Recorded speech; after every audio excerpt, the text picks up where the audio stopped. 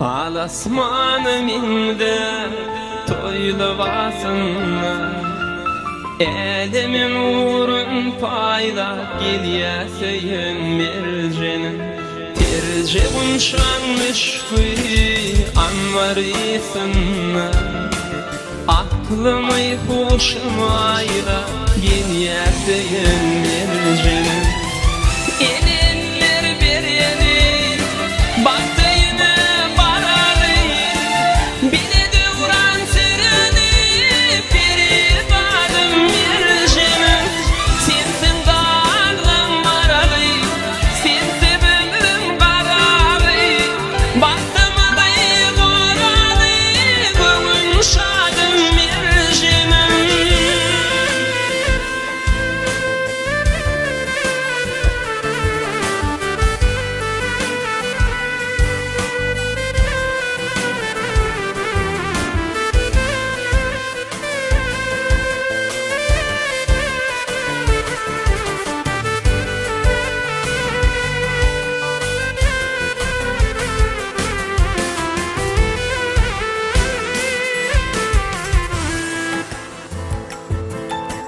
seni taşıp gülsün bugün sefrada, anırda dur diyersin Leyli Sayıt Zühre'de.